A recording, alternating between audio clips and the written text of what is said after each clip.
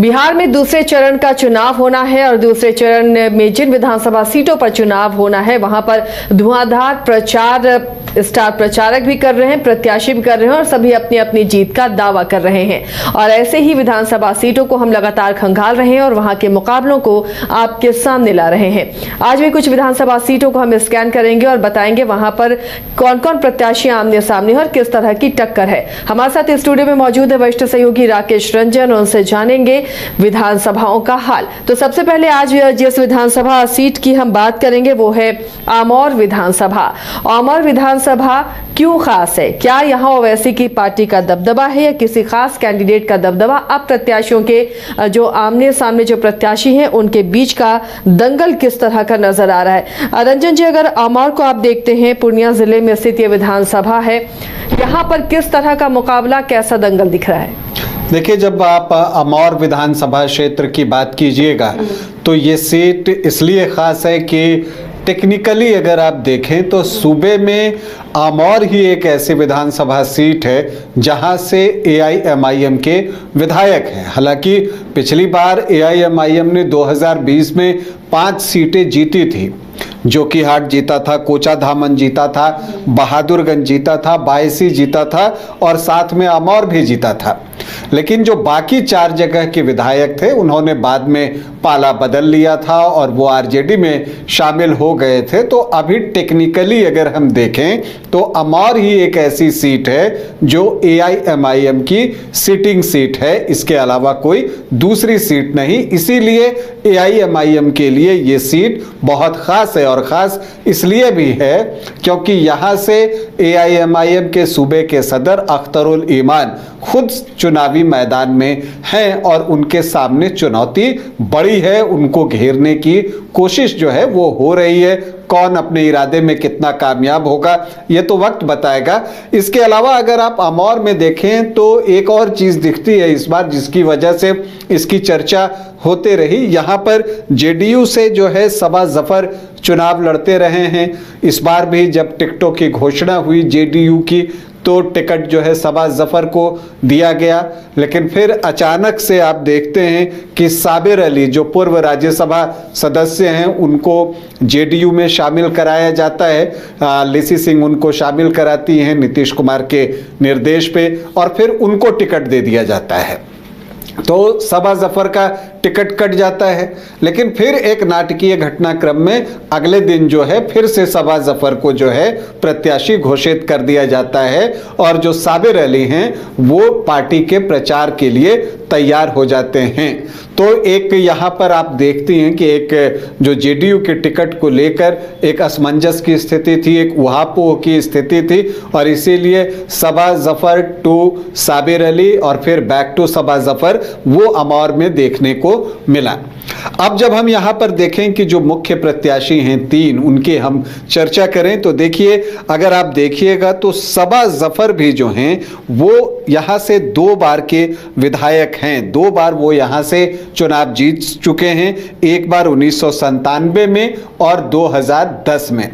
सबा जफर के बारे में जो एक दिलचस्प बात है कि बिहार में अब तक जो है वो एकमात्र मुस्लिम विधायक हैं जो बीजेपी से चुनाव जीतने में सफल रहे हैं। तो 2010 में जो उनकी जीत हुई थी वो बीजेपी के टिकट पर ही जीत हुई थी। हालांकि बाद में वो जेडीयू में शामिल हो गए और 2020 में वो जेडीयू के टिकट पर ही चुनाव लड़े थे और दूसरे स्थान पर रहे थे। तो सबा जफर के बारे में बातचीत हो गई।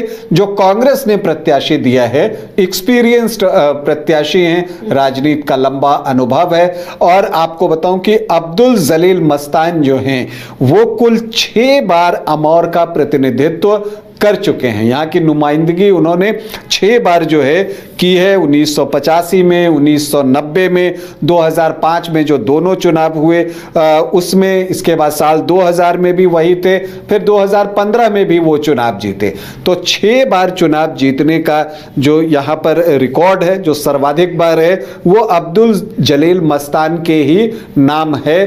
कांग्रेस से इस बार फिर से प्रत्याशी बनाए गए हैं और इस बार जो है फिर से वो जीत हासिल करना चाहते हैं और इसीलिए अख्तरुल ईमान के लिए एक बड़ी चुनौती बनकर वो सामने खड़े हैं।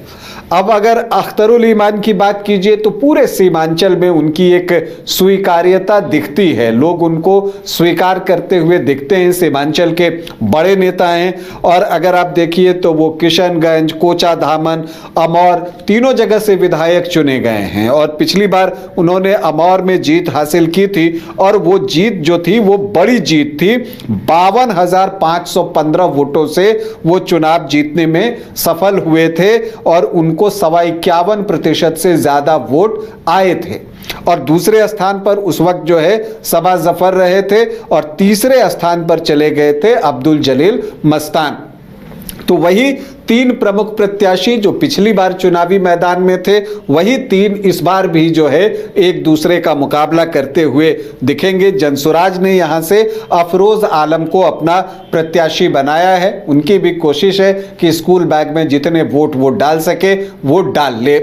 लेकिन अमौर की सीट AIMIM के लिए भी प्रतिष्ठा की सीट है, क्योंकि यहां से अख्तरुल ईमान चुनाव लड़ रहे हैं तो असदुद्दीन ओवैसी ने भी यहां पर पूरा जोर लगाया है और जो मजलिस है उसकी पूरी कोशिश है कि किसी भी हाल में ये सीट हाथ से जाने नहीं देना है। अख्तरुल ईमान यहां से पतंग उड़ाने को बिल्कुल बेकरार हैं।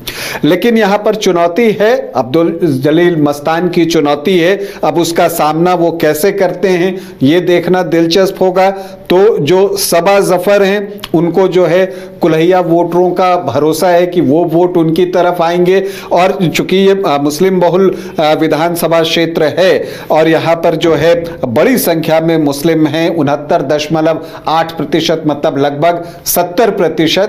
तो उसमें जो कुल्हिया हैं उनके वोट के लिए सबा जफर जो है उनको उम्मीद है कि वो वोट उनकी तरफ आएगा और साथ ही जो है जो बाकी 30% हैं वो उनको मिल जाएगा तो उनका काम बन सकता है। तो उनका गणित इस तरह से है।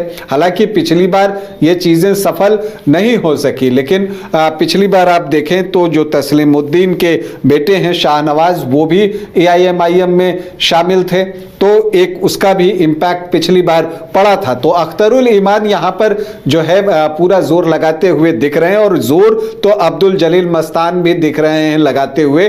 वो हर हाल में ये सीट वापस चाहते हैं। तो क्या वो अपने इरादे में सफल होंगे? देखिए, अख्तरुल ईमान के लिए अगर चिंता की बात है तो सिर्फ इतनी है कि लोकसभा चुनाव में वो यहां पर दूसरे स्थान पर पिछड़ गए थे और उनको सिर्फ 28% के आसपास वोट आए थे, 53,201 वोट। और जबकि आप पिछले विधानसभा चुनाव में देखिए तो उनको 94,500 के आसपास वोट आए थे। लेकिन एक बात यह भी है कि वो लोकसभा का चुनाव था, ये विधानसभा का चुनाव है। तो जब विधानसभा का चुनाव होता है तो मुद्दे अलग हो जाते हैं, प्राथमिकताएं अलग हो जाती हैं जनता की भी। तो इस लिहाज से अख्तरुल ईमान का दावा जो है वो मजबूत दिखता है। लेकिन चुनौती तो एक है यहां पर अब्दुल जलील मस्तान और सबा जफर के द्वारा। देखना यह है कि अफरोज आलम जो जनसुराज के हैं वो किस तरह से प्रदर्शन करते हैं। लेकिन अमौर में जहां तक AIMIM की बात है, मजलिस की बात है, वो हर हाल में पतंग उड़ाना चाहेगा, जबकि दूसरी तरफ जो JDU है वो अपना तीर जीत के निशाने पर लगाना चाहेगी। तो इस बार ये भी देखना है कि क्या जनता हाथ के साथ है। तो बहुत दिलचस्प चुनाव अमौर में। तो अमौर का संग्राम बेहद दिलचस्प होने जा रहा है। अब AIM से अख्तरुल ईमान यहाँ पर फिर से पतंग उड़ाते हैं या फिर बाजी पलट जाती है, इस पर हमारी भी नज़र बनी रहेगी। आगे भी कुछ विधानसभा सीटों का हम स्कैन करेंगे, वहाँ के मुकाबले आपको बताएंगे, लेकिन यहाँ पर रुकते हैं एक छोटे से ब्रेक के लिए।